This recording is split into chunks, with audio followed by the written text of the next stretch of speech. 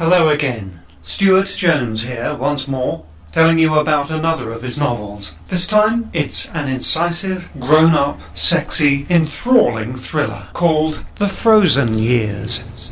Nick and Thea Talbot live with their 2 sons in an old farmhouse somewhere in the Sussex countryside in the heart of England. He is a less than ambitious graphic designer. She works for the local newspaper. Their long relationship has become unloving, dry, and difficult.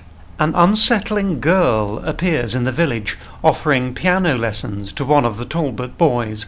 She has a history of mental problems, a fact she keeps to herself. Listen now to an excerpt from the book.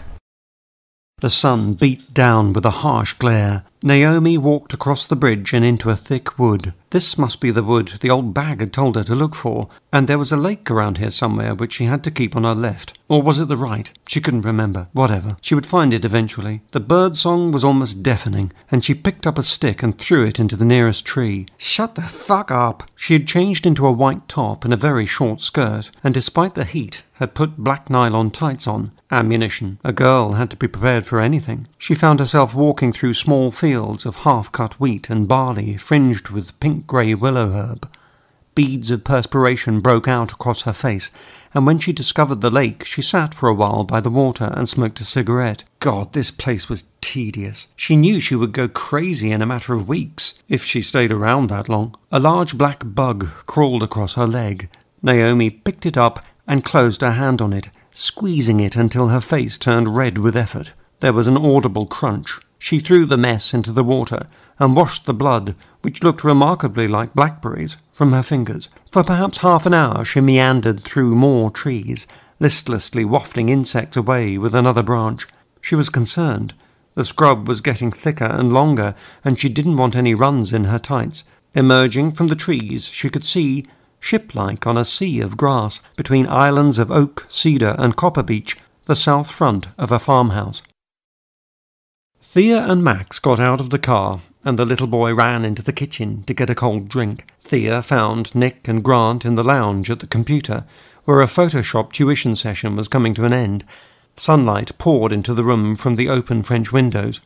Nick, dressed in a crisp white shirt and calico slacks, switched off the computer and gestured to Grant to put away some game cases scattered on the floor.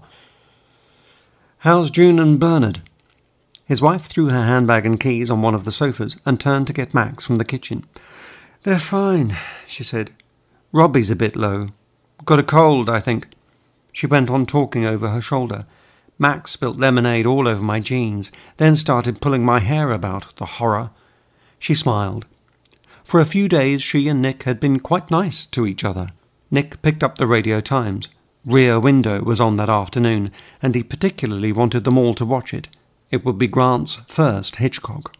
3:30. Fine. There was time for a stroll after lunch. He threw the magazine onto the coffee table and turned to speak to his son, only to discover a perfect stranger standing in front of the French windows. The sun blazed behind the figure, and he only began to make out details when this person walked, uninvited, a few steps into the room. It was a young girl. She wore a dark skirt, very short, under a tight white top which did little to hide a generous cleavage. The outfit seemed to suggest a schoolgirl right out of a St. Trinian's movie. She wore her jet-black hair long and straight. A few strands had escaped and were clinging to her cheek. "Can I help?" His voice was without tone or volume, almost a murmur. She scrutinized him with big grey eyes for a time that seemed to him embarrassingly long, saying nothing. Grant got up from the floor, openly staring at this odd visitor. Nick looked at the girl, alert and supremely assured, standing in his lounge. There was a faint smile on her face. Charming, he thought, registering her head-turning quality. As his experienced eye swept her from head to foot, he wondered how old she was. "I got a bit lost," she said, in a quiet but confident voice. "I'm new around here." "It happens all the time," said Nick warmly, although nobody had ever actually wandered into the house. He should have been annoyed, but he wasn't. "Where were you heading for?" "Here, I think. This looks like a farmhouse. I was told to look for a farmhouse, with a name like Treeland or something." She put out the tip of her tongue and ran it over the underside of her top lip. Her teeth were white and even between full lips, as vividly stained as a winter berry. "Oaklands," said Nick. "Yes, this is it." Her eyes hadn't budged from his for a moment. "I heard you might be looking for someone to give your son piano lessons." She began walking towards him. There was the whisper of nylon.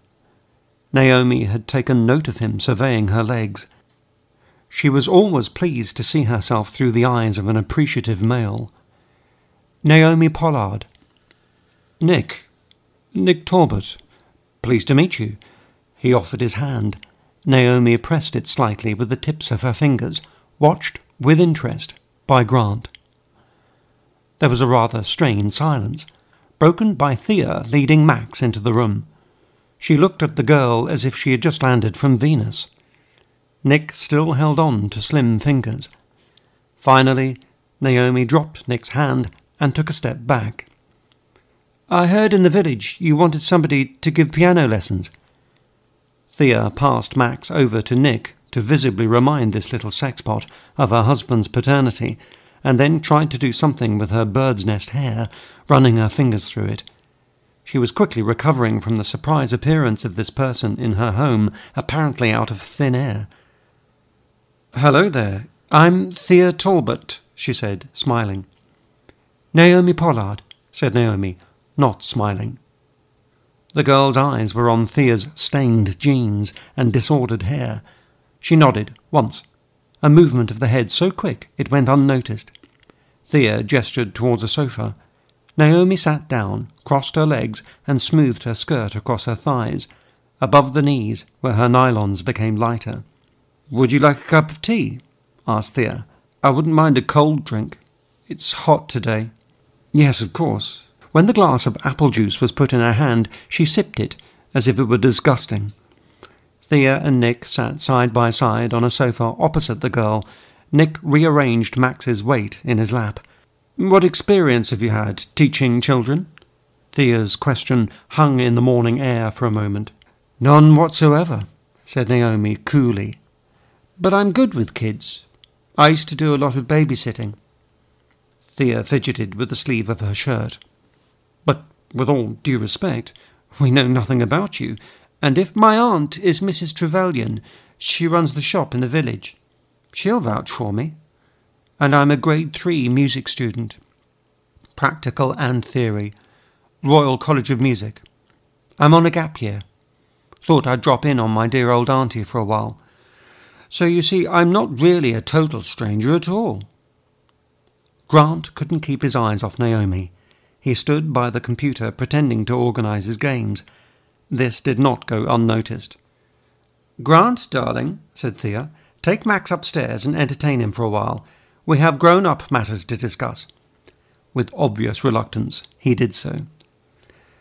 "Well, what sort of fee were you thinking of, Miss Pollard?" asked Nick. She looked up, turning her large grey eyes in his direction. "Naomi," she murmured. "Naomi." Before she could state what this might be, Thea intervened, leaning forwards. "Mrs. Tandy used to charge £10 for a 2-hour session. Would that suit?" "Well, I suppose so," said Naomi glumly. "You don't sound very happy with that," said Nick. Thea stuck an elbow into his side, out of sight of their visitor. "I need some spending money, and 10 wouldn't be enough." She drank, keeping her eyes tightly focused on his face.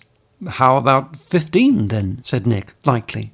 The girl smiled and uncrossed her legs, stretching them in front of her, the high heels of her black-strapped shoes sinking into the deep pile rug. "Yes, 15. Nick dropped his palms on his knees, and then stood up. "Well, I don't see a problem with that." "Thea?" His wife was looking thoughtful, but brightened into a hesitant smile when he addressed her. She got up too. "Well, yes, all right.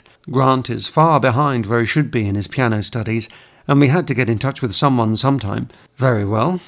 They stood looking down on Naomi, who seemed as reluctant to go as Grant had been to leave her presence. She tipped her head back and drained the glass, exposing a creamy white throat. Her breasts performed a little tarantella in their confinement.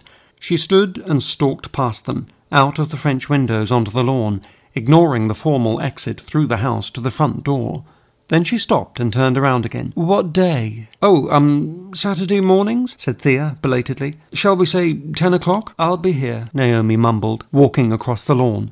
"Can I give you a lift back?" shouted Thea, but the girl either ignored this or failed to hear it. They watched her dissolve into the woods like a phantom. Now, what possible reason can you have for not nipping along to the free online audiobook version of this, my third novel, an enticing and unpredictable adult thriller, and giving it a try? Here's the web address: http://thefrozenyears.blogspot.com.